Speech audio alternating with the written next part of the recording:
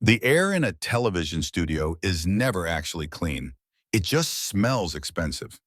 It's a specific cocktail of hairspray, ozone from the lighting rigs, and the recycled, refrigerated breath of 300 people who are desperately trying to suppress a cough. I've been in enough of these rooms to know the rhythm. You walk out, you wave, you smile at the red light, and you pretend that the plastic chair is comfortable. You pretend that the conversation is real. But today felt different before I even stepped past the heavy velvet curtain. I wasn't here to promote a movie. I wasn't here to talk about stunts or workout routines or the funny thing that happened on set in Budapest. I had agreed to this appearance on The Round Table because the producers promised a serious dialogue about land preservation and indigenous water rights. It was the only reason I said yes. I wanted to talk about the earth. I wanted to talk about what we are losing while everyone is looking at their phones. But when I saw the call sheet, I knew the dynamic would be complicated. Angelina was the other guest. We had never really crossed paths socially. Hollywood is a small town, but it has different neighborhoods. I occupy the physical space, the stunts, the noise, the energy. Angelina occupies the ether. She is international policy, UN summits, and serious, hushed conversations in corridors of power. I respected that, I genuinely did. But placing us together on a daytime talk show felt like a setup. It felt like the producers wanted to see what happens when you put a blunt instrument next to a scalpel. I stood in the wings, adjusting the cuffs of my shirt. I wasn't wearing a suit. I had on dark denim and a linen shirt, sleeves rolled up. I needed to feel like myself, not a mannequin. The stage manager, a young woman with a headset and a clipboard, gave me a thumbs up. 30 seconds, Jason, she whispered. I nodded. I closed my eyes for a beat, trying to find the ground beneath the polished concrete floor. It's a trick I learned years ago. If you can't feel the earth, you imagine it. You remember the weight of it. It keeps you from floating away when the cameras turn on. The music swelled, that upbeat, generic brass sound that signals morning in America. The audience applause was a wave of noise, cued by a light above the stage. I walked out. The lights hit you first. They are aggressive, white-hot, designed to erase shadows and flatten features. I smiled, waved to the upper tier, and made my way to the curved table. The hosts, Elena and Sarah, stood up to greet me. We did the air kiss dance, the handshake, the performance of familiarity. Jason, so good to have you, Elena said, her voice pitched for the microphones. Good to be here, I lied. I took my seat at the end of the table. The chair was too small, as they always are. I settled in, keeping my posture loose, trying to take up less space than I naturally do. And joining us, Sarah announced, her voice shifting into a lower, more reverent register, a woman who needs no introduction. Filmmaker, humanitarian, and global icon, Angelina Jolie. The applause changed texture. When I walked out, it was loud, raucous, excited. For her, it was sustained, serious, almost heavy. It was the sound of people greeting royalty. She entered from the opposite side. She was wearing a structured gray blazer, very sharp, very precise. Her hair was pulled back. No jewelry. She moved with a terrifying economy of motion. There was no wasted energy in her walk. She didn't wave to the crowd. She acknowledged them with a slow, gracious nod. She sat 2 seats away from me. Angelina, Elena said, leaning forward, thank you for making the time. It's important to be here, Angelina said. Her voice was quiet, forcing the room to lean in. It was a power move, whether she intended it or not. By speaking softly, she made everyone else feel loud. She turned to me. Her eyes were cool, assessing. Jason, she said, a simple acknowledgement. Angelina, I replied, dipping my head. The energy in the room tightened immediately. It wasn't hostile, but it was pressurized. The audience sensed the contrast. I was the mountain. She was the wind eroding it. I sat back, resting my hands on my thighs, deciding to stay in my lane. I would speak when spoken to. I would talk about the water and the land. I would get in and get out. But as the producers counted down to the end of the commercial break, I watched her. She was reading her notes on the table. She wasn't looking at the audience. She wasn't looking at the hosts. She was preparing. and for the first time I felt a flicker of instinct, a warning from the back of my neck. She hadn't come here for a chat. She had come here to dismantle something. I just didn't know yet if I was the target. Chapter 2. The red tally light on camera 1 blinked to life. We were back. Elena opened the segment with a monologue about responsibility. She used words like stewardship and legacy. It was well rehearsed. I watched the monitors, seeing how the director was framing the shot. A split screen, my face stoic and bearded, next to Angelina's, pale and composed. The visual shorthand was obvious. Raw versus refined. Jason, Sarah turned to me first. You've been spending a lot of time away from the industry recently. You've been on the ground in the Pacific, working with local communities. Tell us about that shift. This was my ground. I leaned into the mic. It wasn't a shift, I said, keeping my voice level. It was a return. I think we get confused in this business. We think the job is the life, but the life is what happens outside. I saw water sources being poisoned. I saw land being seized. You can't see that and then just go back to a trailer and pretend it's not happening. So I decided to use my hands for something other than holding a prop sword. The audience murmured approval. It was a safe answer, but it was honest. It's very physical work, Sarah noted. It has to be, I said. You have to touch the problem to understand it. You can't fix a leak from a helicopter. I glanced at Angelina. She was listening, her head tilted slightly to the side. Her expression was unreadable, but there was a stillness to her that made me uneasy. She wasn't nodding. People usually nod when you talk about charity or activism. It's a social reflex. She didn't. She was processing. Angelina, Elena shifted the focus. You've approached advocacy from a different angle. You've been in the boardrooms, at the United Nations. How do you view the kind of direct action Jason is talking about? Here it comes, I thought. The bridge. Angelina took a breath. I think passion is necessary, she said. Her diction was perfect, every consonant crisp. We need people who feel deeply, but I've learned that feeling is not strategy. You can dig a well, but if the laws regarding the water table haven't changed, that well will be dry in a year. My work is about ensuring that the effort yields permanence. It was a polite answer, but there was an edge to it, a subtle hierarchy being established. You dig the holes, I write the laws. I smiled, trying to keep it light. We need both, I said. The law doesn't matter much to a family that's thirsty today. They can't drink a treaty. A ripple of laughter from the audience. I had scored a point, even if I wasn't trying to keep score. Angelina didn't smile. She turned her body slightly toward me. No, they can't, she agreed. But we have to ask ourselves if we are providing relief, or if we are simply providing ourselves with a sense of purpose. Sometimes immediate intervention feels good, but it disrupts the local infrastructure that needs to be built. I felt a prickle of irritation. I'm not there to feel good, I said. I'm there because people asked for help. Of course, she said softly, but are they asking for help or are they asking for visibility? And is there a difference when a camera crew follows the help? The room went quiet. The friendly morning show vibe evaporated. This wasn't banter anymore. She was questioning the integrity of the work, but she was doing it with such terrifying calmness that it didn't sound like an attack. It sounded like a lecture. Elena looked between us, sensing the friction. It's a complex issue, she said, trying to smooth the waters. But Jason, you've been very vocal about the indigenous connection to the land, that it's spiritual, not just political. It is, I said, grounding myself again. It's about respect. It's about understanding that we don't own the place. We're just renting. A beautiful sentiment, Angelina said. The word sentiment landed like a stone. It's not a sentiment, I corrected her, keeping my voice low. It's a survival strategy. If you treat the land like a product, it dies. That's not poetry, that's biology. Biology is brutal, Jason, she countered, and protecting vulnerable populations requires more than spiritual respect. It requires the hard, boring work of policy. It requires compromise. It requires wearing a suit and sitting in rooms with people you despise. I've sat in those rooms, I said. Have you? She asked. Not mocking, just curious. Or did you stop by? The audience gasped softly.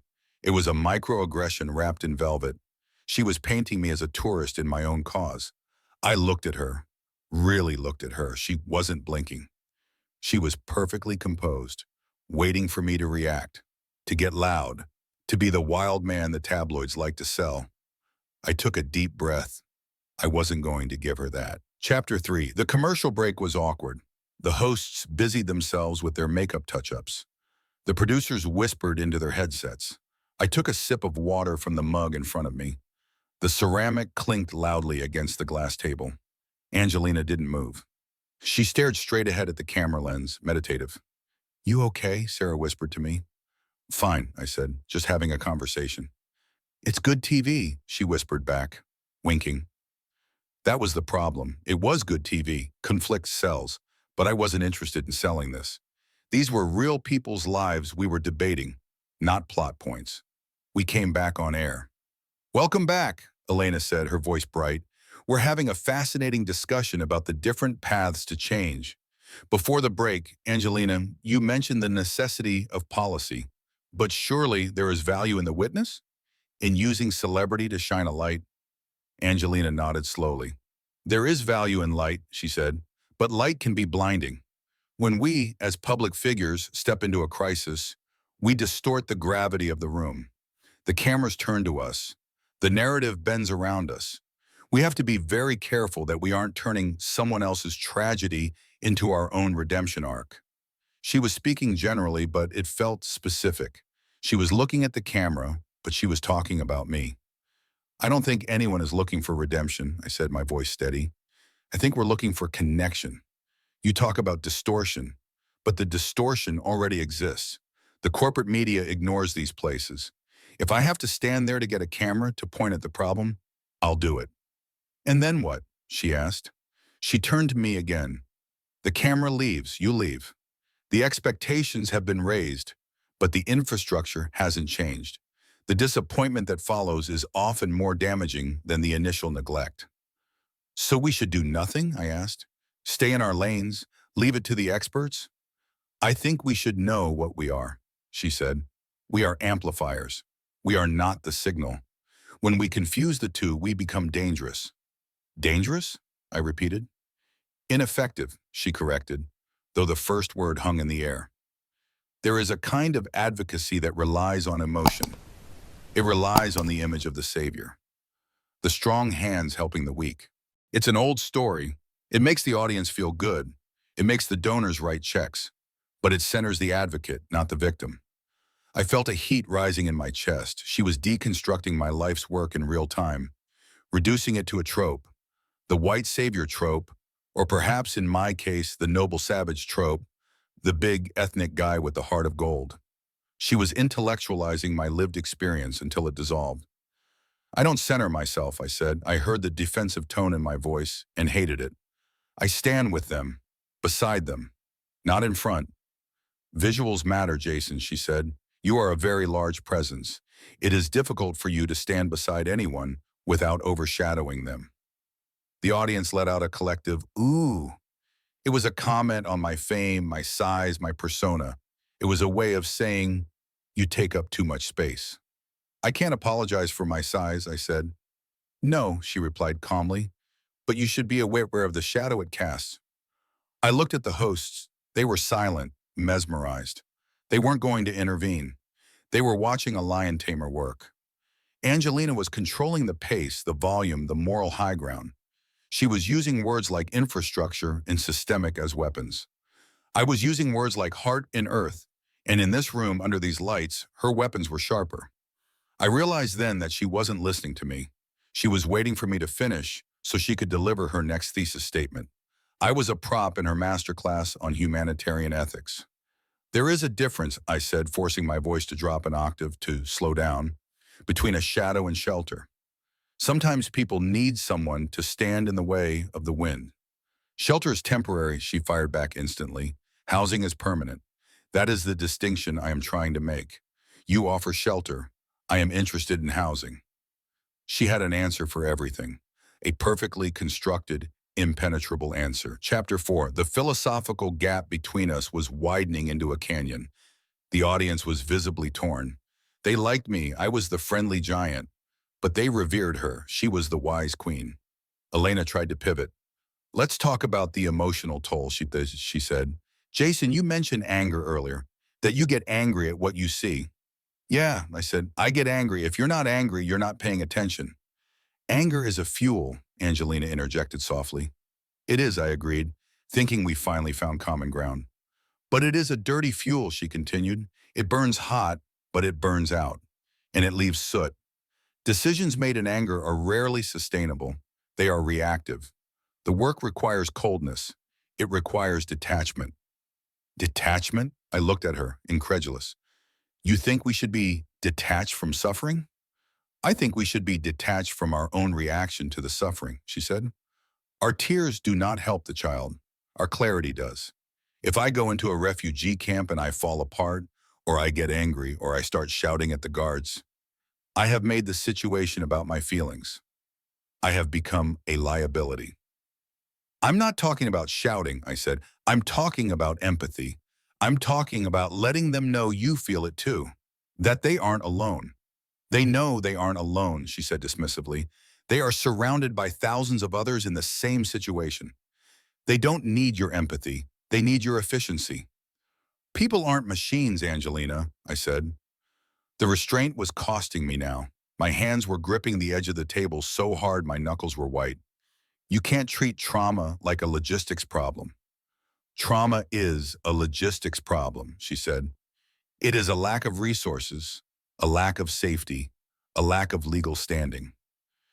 When we romanticize it as a spiritual journey or an emotional bond, we excuse the system that created it. We make it poetic. I'm not making it poetic, I said. I'm making it human. Are you? She asked. She turned fully toward me now, her eyes locking onto mine. Or are you making it palatable? A strong man, a tragic cause, a moment of connection. It is a very digestible narrative. It fits on a movie poster. There it was, the insult. She wasn't just questioning my methods. She was questioning my authenticity. She was implying that my entire existence, my size, my background, my career, made me incapable of genuine, serious work, that I was just performing the protector. The studio felt incredibly small, suddenly. The air was thin. I don't sell this, I said quietly. I don't put this on a poster. You are on a poster right now, she said, gesturing vaguely to the screens behind us. We are on television. Everything we say here is performance. The difference is, I know it is a performance. I am using the stage to advocate for the system. You seem to believe the stage is the reality. I stared at her. She was so calm, so incredibly, insultingly calm. She looked at me like I was a child who didn't understand the rules of the game. I know where I am, I said. Do you? She asked. Because you seem to be taking this personally. It is personal, I said. It's my life. That is exactly the problem, she replied. The work should not be your life. It should be your duty. When it is your life, you make it about your identity. And identity politics is the death of effective aid. The audience was silent. No murmurs, no shifting. They were watching a car crash in slow motion. She was dissecting me piece by piece, stripping away my dignity with surgical precision. And she was doing it without raising her voice above a whisper. Continue from here, Chapter 5. The silence in the studio had a physical weight. It pressed against my eardrums. Usually on these shows, the producers panic when things get heavy. They cue the band, they cut to a commercial, they throw to a cooking segment. But nobody moved. The cameras were steady, unblinking red eyes fixing me to the chair. I looked out at the audience. 300 faces waiting to see if the big man would snap, waiting to see if the barbarian would prove the queen right. If I raised my voice now, if I showed even a crack of frustration, she won. She would have her proof. See? Emotion without discipline. Chaos. I forced my hands to relax. I uncurled my fingers from the edge of the table, one by one. I placed them flat on the surface. Identity isn't politics to me, I said, my voice barely audible, forcing the sound engineer to push the fader up. It's memory. It's knowing who walked on the earth before you. You call that a liability. I call it a compass. Angelina didn't flinch. She simply adjusted the cuff of her blazer. A compass points north, she said. It doesn't build the road. We have enough people remembering the past, Jason. We have very few people competent enough to construct the future. And you think competence requires erasing the human element? I asked. I think competence requires prioritizing the collective over the individual, she replied, and certainly over the ego of the advocate. The word ego hung there. She had said it. She had explicitly labeled my passion as vanity. Sarah, one of the hosts, looked terrified. She laughed nervously. Well, I think we can all agree that both of you care deeply. We are not talking about care, Angelina cut her off. She didn't look at Sarah. She kept her eyes on me. We are talking about impact. There is an immaturity in the modern activism space, a desire to be the hero of the story, to swoop in. I never claimed to be a hero, I said. You didn't have to, she countered. The archetype claims it for you. You occupy the space of the savior, the physical protector. It is a comforting myth, but it is a myth. And when we rely on myths to solve crises, people die. The room spun slightly. She was blaming me, or my type, for actual deaths, for the failure of aid. You're twisting my words, I said.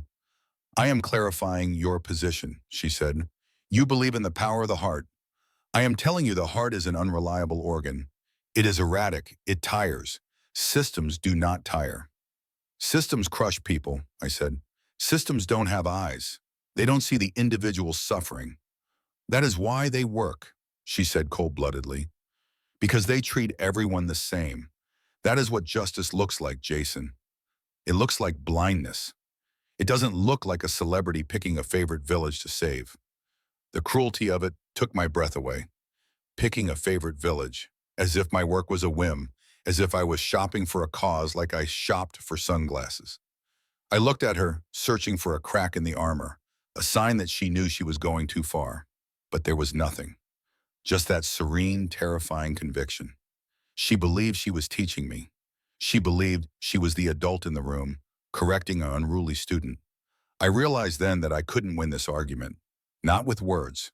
She was faster than me. She was sharper. She had a vocabulary built for evasive maneuvers. Every time I tried to land a point about human connection, she parried with structural integrity or macro-level efficiency. I was fighting a ghost. Chapter 6. The tension had shifted from intellectual to personal, and now it was becoming something else, something primal. The audience felt it. They weren't leaning forward anymore. They were leaning back, as if afraid of shrapnel. Elena tried again. We have a few minutes left, she said, her voice strained. Angelina, Jason, is there a middle ground where the systemic and the personal meet? Angelina sighed, a small, delicate sound of impatience. The middle ground is a fantasy, she said. We have to choose. Do we want to feel good or do we want to do good? Jason represents a very seductive idea, the idea that one man with enough passion can change the world. It is the plot of every movie he has ever made. She paused, letting the implications sink in. But real change, she continued, is boring. It is paperwork. It is compromise. It is not cinematic. And I think some people are addicted to the cinema of it. She looked at me. You are an artist, Jason. You create moments.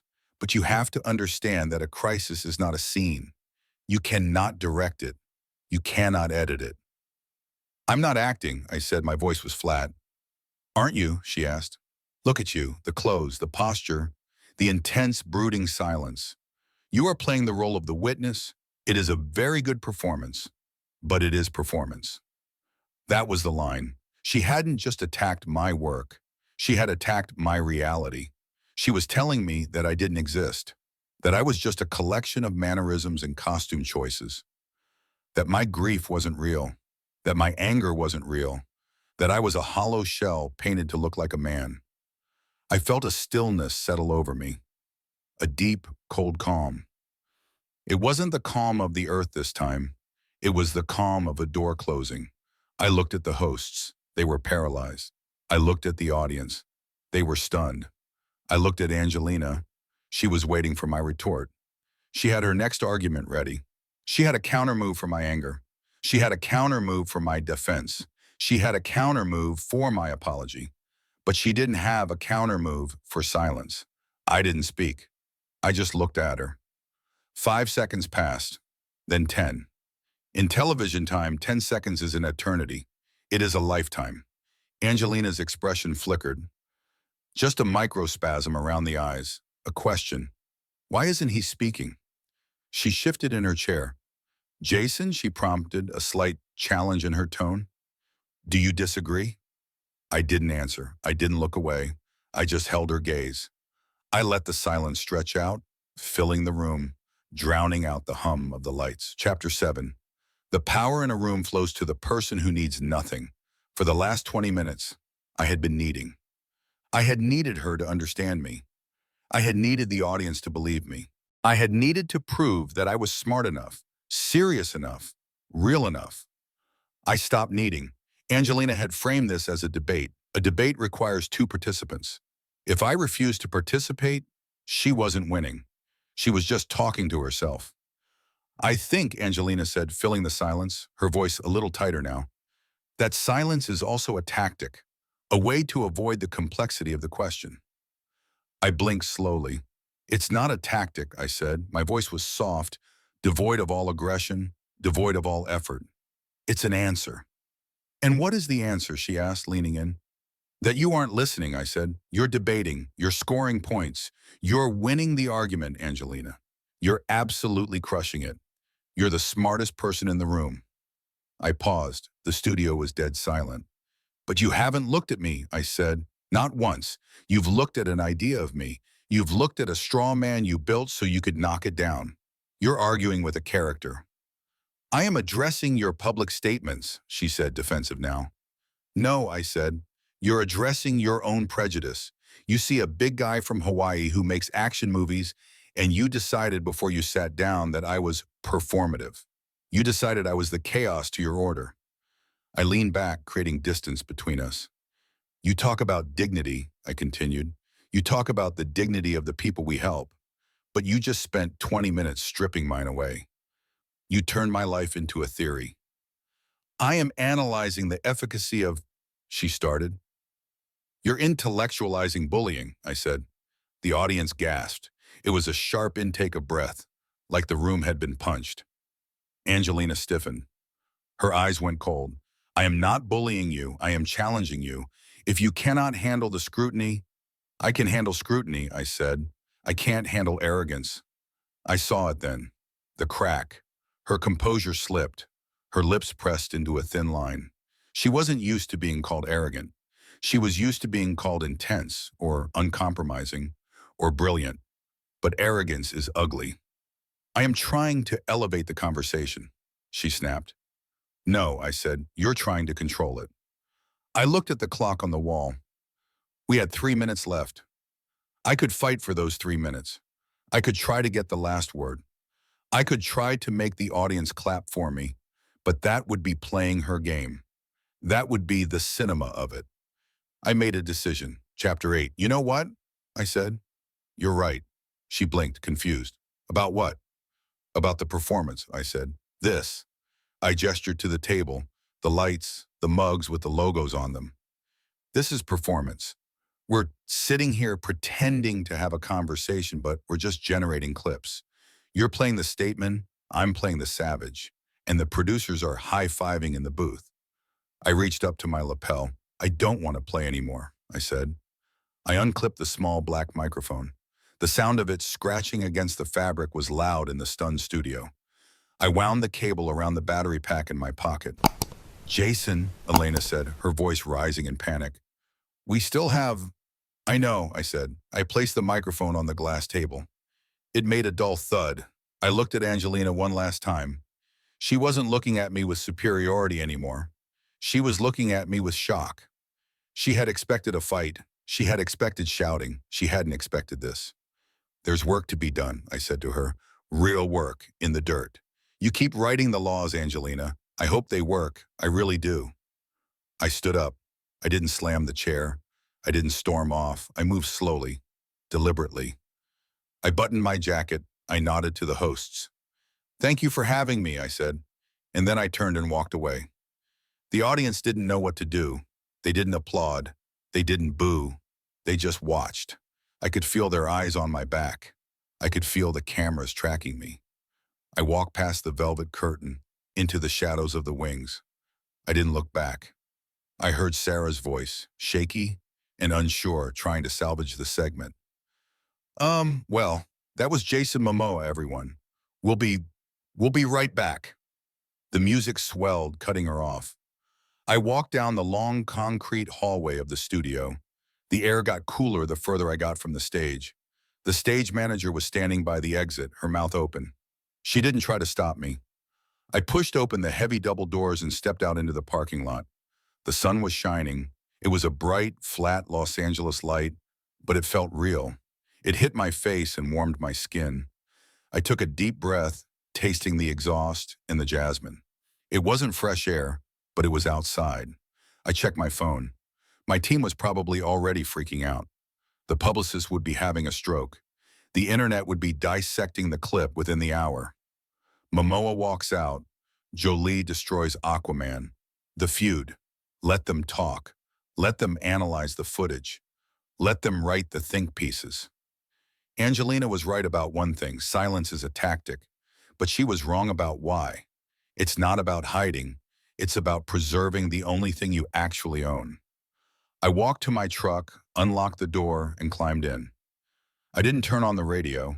I just sat there for a moment, listening to the engine hum, feeling the vibration of the machine, the connection to the ground through the tires. I wasn't a statesman. I wasn't a savior. I was just a man who knew when the conversation was over. And sometimes the only way to keep your authority is to take it with you when you leave.